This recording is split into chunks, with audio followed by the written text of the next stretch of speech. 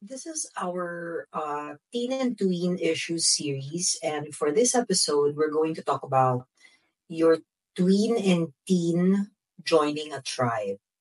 Tween and teens, we already discussed that they're already saying goodbye to childhood. And when they say goodbye to childhood, they have to say hello to another facet or another in their circles of influence, a bigger circle, and that is their tribe. Now, during these years or this age that they're in, it is very normal for them to want to be with friends more than family. So, wag po tayong magtatampo kung ang mga anak natin ay mas gustong kasama ang mga kaibigan nila.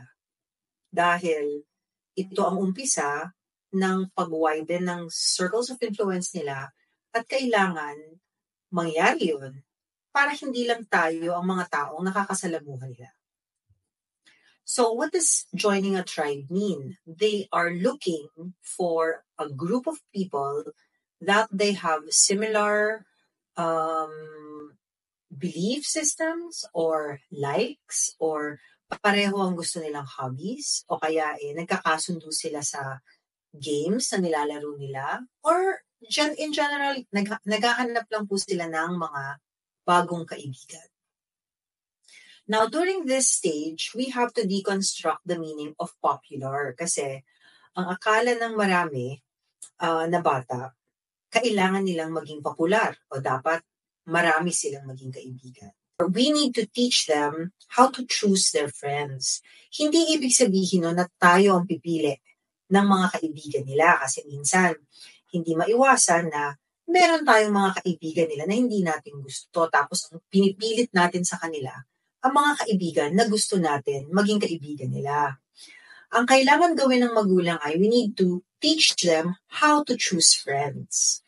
Pwede niyong pag-usapan ito in a very casual way kasi ayaw rin naman ng tween and teen na parang sinesermonan sila or pinagsasabihan sila on how to choose their friends.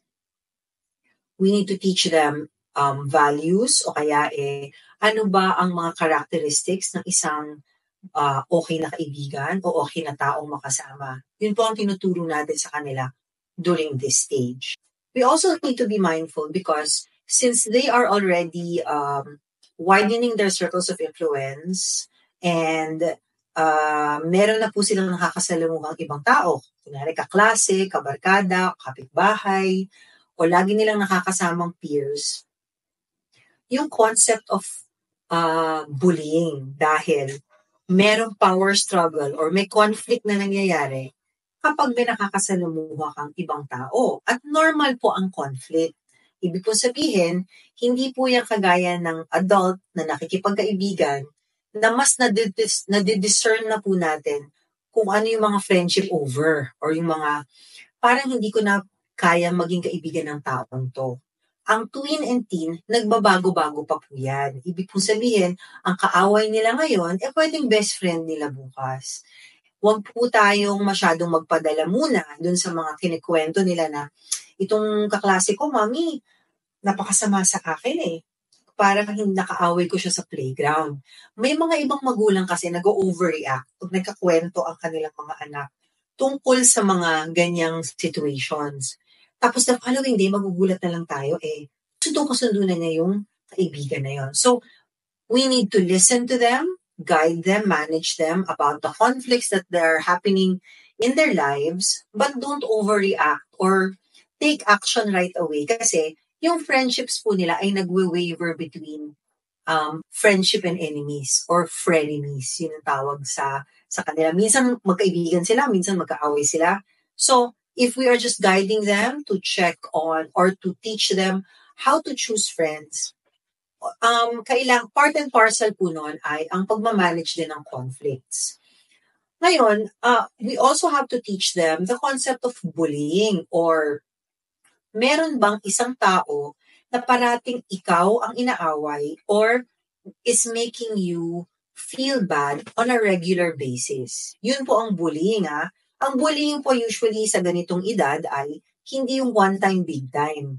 Usually po, ang bully ay nagkaka-power struggle with the victim on a regular basis. So yun po ang sasabihin din natin sa mga anak natin, or kung meron silang kakilala na laging ang pinaparamdam sa kanila ay masama, o kunyari lagi silang sinasaktan or sinasaktan ng kanilang damdamin, baka po kailangan na ninyong, baka po dapat sabihin nila sa inyo kung sino yon, or kung sa school nangyayari yon, kailangan ng sabihan ang teacher tungkol sa incident. Now, during this time also, privacy is the utmost concern. So, meron po silang makikwento sa inyo ng mga information tungkol sa kanilang mga kaibigan. We have to treat this as private as how we treat the things that are happening to your children. Kasi isipin niyo po, yung po ding information about your child, nasasabi rin po yun ng mga kaibigan sa mga pamilya nila. And that's also part and parcel of joining a tribe. Sharing information about your tribe mates or your friends, pero dapat po nagkakwento sila sa atin. We treat it with confidentiality and privacy. Dahil po, as we said earlier, pwede pa pong magbago yan na ayaw niya yung kaibigan niya ngayon, madami siyang sasabihin masama. Bukas naman, mahal na mahal niya yung kaibigan na yun. Nagwi-waver po talaga ito dahil kasama po ito sa emotional roller coaster ng edad na ito.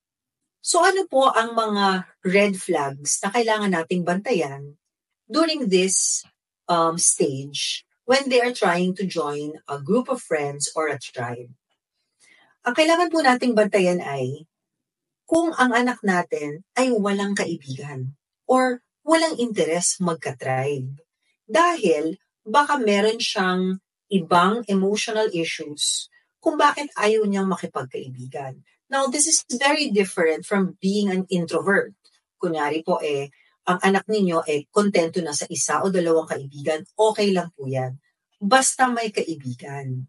Ang gusto po natin, ang i-observe po natin sa kanila ay, can he connect with other children?